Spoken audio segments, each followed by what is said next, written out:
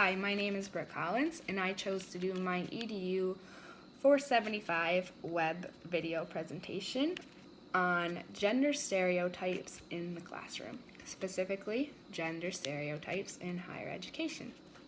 The article that I chose to research was Confronting Math Stereotypes in the Classroom, Its Effect on College Students, Sexism, and Perception of Confronters by A Boysen. This article can be found in the SUNY Plattsburgh database. The first question that ran through my mind when I was reading this article was, is it the college professor's job to correct a college student's bias in the classroom when it occurs? The professor is in a room full of adults as well, very capable, intelligent adults, and is it the professor's job to call out a student when they say something hurtful, prejudice, bias, etc.?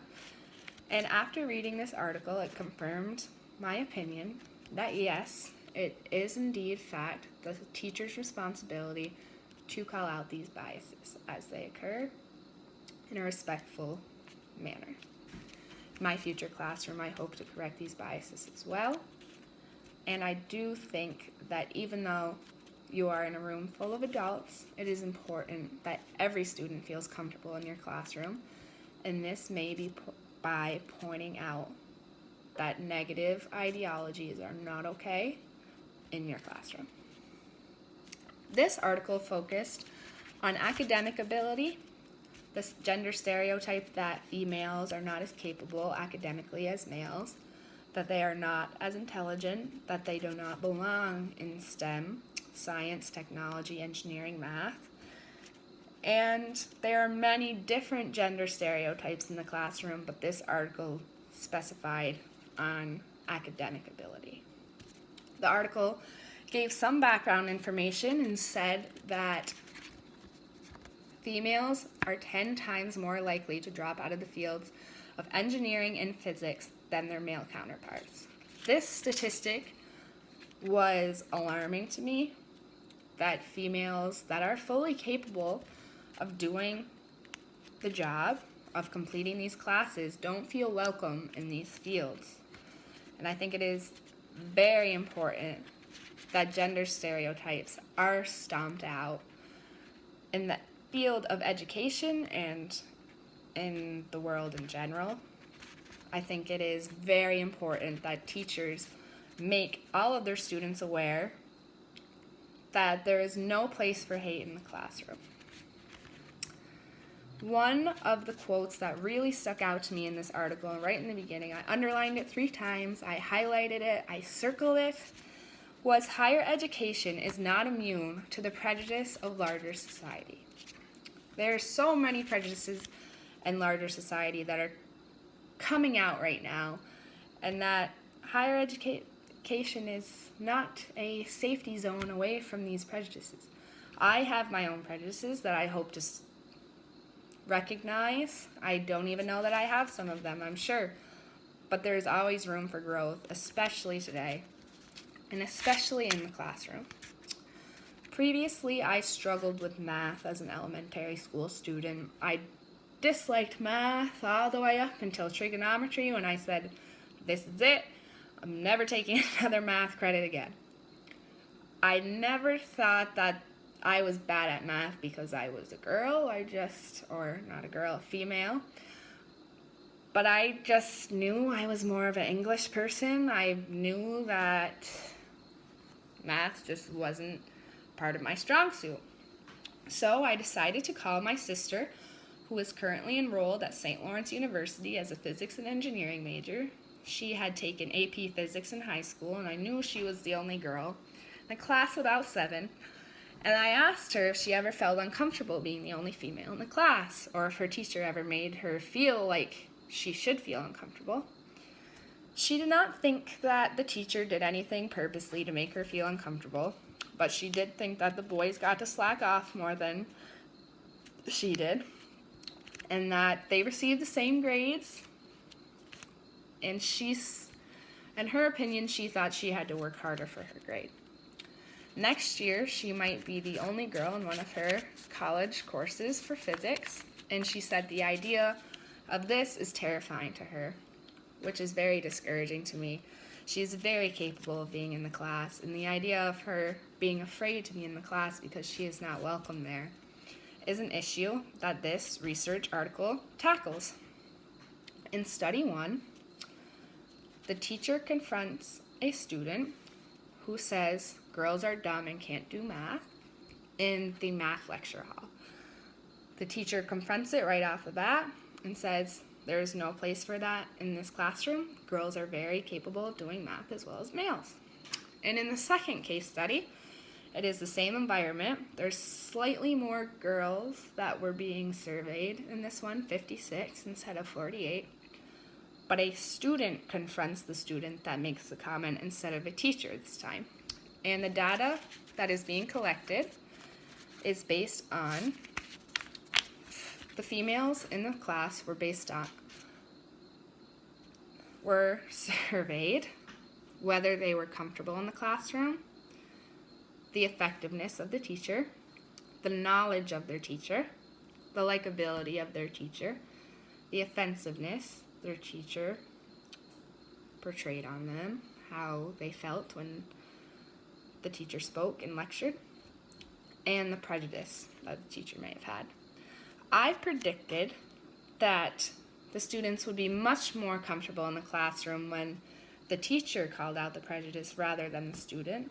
And the data collected, I was actually not correct on this conclusion. The findings of study 1 conclude that overall the teacher was viewed much, much more positively when they confronted the stereotype rather than just let the comment go and pretend that they did not hear it. They were viewed much more positively and likable in general.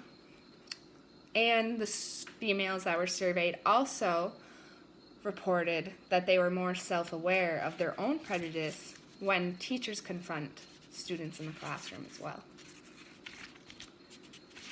The findings of study 2 were very similar.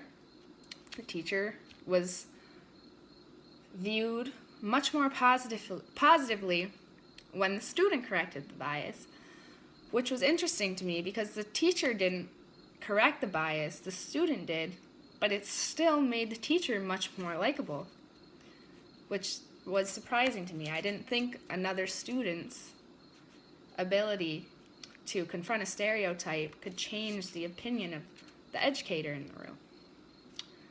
There was only a 1% difference in teacher likability when the student corrected the bias and when the teacher corrected the bias, which was very shocking to me as well.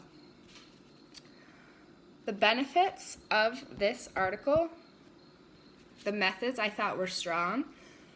They surveyed they surveyed 30 plus girls. They received strong data. The numbers were very easily read. They were very clear. The teacher was rated on a scale of 1 to 5. The numbers were very easy to get to, and the chart was very legible, which I thought was nice. Some pieces were inconclusive. I thought that there was some hypotheses were not answered, but they are continuing to research this, and they are hoping to see the difference between regions of the stereotypes, so I hope to continue to keep up with Boysen's research as well. I am curious to see how males feel in a classroom full of predominantly women.